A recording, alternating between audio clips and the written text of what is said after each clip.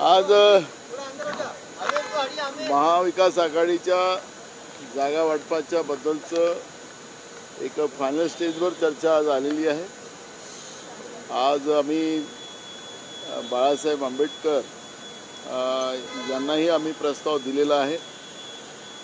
उद्या त्यांचा प्रस्ताव आमच्याकडे येईल आणि जवळपास महाविकास आघाडीमध्ये वंचित आघाडी ही पण समाविष्ट असा आमचं आता मत झालेलं आहे आणि जवळपास उद्या नाही तर परवा महाविकास आघाडीच्या जागा वाटपाचा प्रश्न अंतिम निर्णय आम्ही करू आणि त्यामुळे महाविकास आघाडी सक्षमतेनं महाराष्ट्रामध्ये लढेल।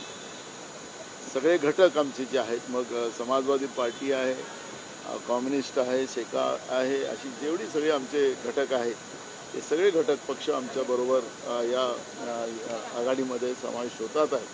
त्यामुळे जवळपास 48 जागा ज्या महाराष्ट्राच्या लोकसभेच्या आहेत त्या सगळ्या जागेवर महाविकास आघाडी निश्चितपणे त्याचा या सगळ्या आघाडीमध्ये विजय होईल आणि त्या गोष्टीचा आशीर्वाद आमच्या महाविकास आघाडीला मिळेल। त्याची कारणं पण आहे। आज शेतकऱ्यांच्या आत्महत्या आहे, सरकार शेतकरी विरोधी आहे हे आपल्याला स्पष्ट झालेलं आहे। तरुणांच्या विरोधात आहे, बेरोजगारी मोठ्या प्रमाणात वाढलेली आहे। आता आपण पाहिलं की आजचा जो बजेट आलेला आहे त्या बजेटमध्ये महागाई कुठं कमी होईल का अशी अपेक्षा होती, ती पण महागाई कमी करण्यामध्ये सरकार अपयशी ठरलेलं आहे आणि लोकांमध्ये तीव्र चीड या सरकारच्या विरोधात आणि सरकारवरच आता विश्वास राहिलेला नाही, मग केंद्राचं सरकार असो की राज्याचं सरकार असो। आणि या सगळ्या प्रक्रियेमध्ये महाविकास आघाडीवर राज्याच्या जनतेचा विश्वास आहे आणि त्याच्यामुळे या निवडणुका लोकांच्या आशीर्वादाने महाविकास आघाडी जिंकेल अशा पद्धतीचा सर्वे पण आता आमच्याकडे आलेला आहे।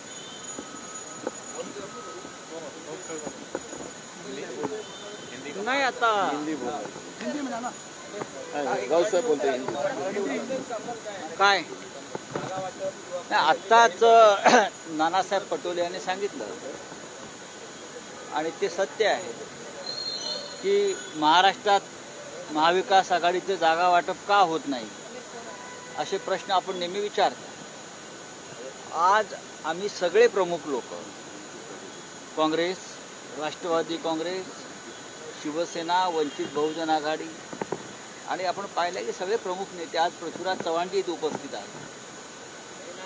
एक चव्हाण गेले, दुसरे चव्हाण बसले, त्यांची खुर्ची आपणच ठेवली होती आणि त्यांची खुर्ची राखीव आहे चव्हाणांची, कधीही परत येऊ शकते। जयंतराव पाटील, बाळासाहेब थोरात, जितेंद्रजी आव्हाड, वर्षाताई गायकवाड आणि आमचं एक मत आहे, जवळजवळ 48 जागांवर कोणी कुठे लढायचं आणि वंचित बहुजन आघाडीचे प्रतिनिधी आज हजर होते। बाळासाहेब आंबेडकरांशी सातत्यानं संवाद आणि उत्तम चर्चा सुरू आहे।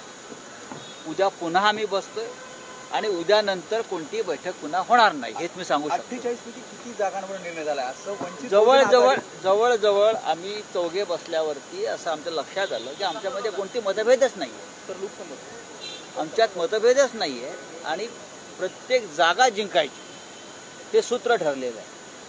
फक्त आकडा नाही, इतके लढायचे आहेत, तितके लढायचे आहेत, तितके। आज पृथ्वीराज चव्हाण जे असल्यामुळे चालना जास्त मिळाली आम्हाला की फक्त आकडा वाढवायचा नाही आपल्याला, तर वंचित बहुजन आघाडीलाही त्यांनी विनंती केली की आपल्याला तुम्हाला मिळणाऱ्या जागासुद्धा जिंकायच्या, प्रत्येक जागा जिंकायच्या आहेत आणि त्याच्यामुळे वंचितचे प्रतिनिधीसुद्धा अत्यंत समाधानानं आज मिटिंगमध्ये बसले आणि निघून गेले। उद्या पुन्हा येतील। ते म्हणतात आकडा सांगितला नाही, अजूनही आकडा सांगितला नाही किती जागा। वंचितचे प्रतिनिधी म्हणतात की आकडा उद्या आज ते आमच्याकडून एक चांगला आकडा घेऊन गेलेले आहेत। आज त्यांची कार्यकारिणीची त्यांची बैठक आहे, आज सभा झाल्यावर पुण्यात सभा आहे बाळासाहेबांची, त्यानंतर त्यांची कार्यकारिणीची बैठक आहे, त्या बैठकीत ते चर्चा करतील आणि उद्या पुन्हा ते त्याच सुहास्य वदनानं आमच्या बैठकीला हजर राहतील आणि संध्याकाळपर्यंत आम्ही हा सगळा फैसला करू। 9 जागेनंतर बैठका होणार नाही म्हणजे उद्या अंतिम जागा वाटप घोषित होईल असं म्हणायचं। जागा वाटप उद्या घोषित होणार नाही। जागा वाटपासाठी आपल्याला माननीय उद्धव ठाकरे, माननीय शरद पवार साहेब, हे सगळे प्रमुख नेते काँग्रेसचे हे एकत्र बसून जागा वाटपाचा मसुदा जाहीर करते. त्याच्यामुळे तुम्हाला परत इकडे यायची आम्ही तसदी देणार नाही. हिंदी आप बताइए. आज लगभग देखिए, महाराष्ट्र में तो महाविकास आघाड़ी है, वंचित बहुजन आघाड़ी के साथ में बात कर रहा हूँ. कांग्रेस, राष्ट्रवादी कांग्रेस और शिवसेना वंचित बहुजन आघाड़ी, आज लगभग हमारा पूरा ड्राफ्ट तैयार है. कौन कहाँ लड़ेगा. आज वंचित बहुजन आघाड़ी के प्रतिनिधि भी आए थे, बैठे थे, और मुझे लगता है उनसे भी बहुत ही सकारात्मक चर्चा हुई है. कल वापस हम बैठेंगे और उनका जो अंतिम प्रस्ताव है उसके ऊपर चर्चा होगी. लेकिन हमें पूरा विश्वास है कि महाराष्ट्र में और देश में जिस प्रकार की तानाशाही और संविधान के खिलाफ मोदी जी ने मोर्चा खोला है, उसे लड़ने के लिए वंचित बहुजन आघाड़ी हमारे साथ रहने वाली है. क्या सारी सीटों पर चर्चा होगी? बन जाएगा, कोई समस्या नहीं है, बन जाएगा. अगर पूरे देश में बना है तो महाराष्ट्र पीछे नहीं रहेगा.